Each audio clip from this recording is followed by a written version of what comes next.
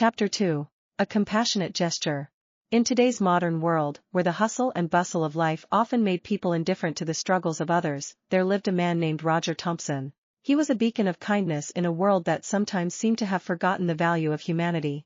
Roger firmly believed that the human spirit was the most precious thing in the world and that helping others, no matter the cost, was the noblest of pursuits. Roger was a man of simple means, living in a big city but owning a cozy farmhouse on the outskirts, where he found solace in the beauty of nature. His days were filled with the toil of his farm work, and his nights were spent in quiet contemplation. But it was his selfless nature that defined him, always willing to lend a helping hand to anyone in need.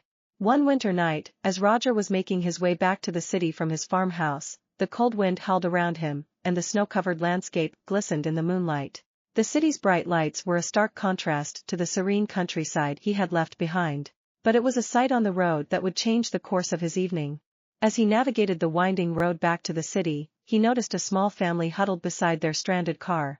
The mother, father, and their young daughter were shivering in the bitter cold.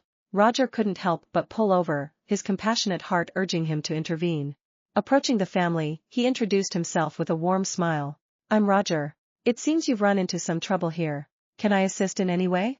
The father, still disoriented by the situation, replied, "We hit a patch of ice, and our car slid off the road. We have no cell signal, and we're freezing." Without a moment's hesitation, Roger invited them into his car, cranking up the heater to combat the biting cold. He offered them warm blankets from the trunk, knowing that they needed shelter while they waited for a tow truck. As the grateful family settled into the car and engaged in a bit of small talk, Roger felt a sudden, solid object pressed against the back of his neck. Startled, he tensed up, and his heart began to race. A hushed, yet authoritative voice came from behind him, belonging to the mother of the family. "Son, you've done a great job by helping us, but now you need to do something else. Drive silently, and don't make any sudden moves." Roger was shocked, unsure of what to do. He glanced at the rearview mirror and saw the mother's eyes fixed on him with a combination of desperation and determination. It was clear that they weren't the innocent, stranded family they had initially appeared to be. "What's going on?" Roger managed to stammer, his voice quivering.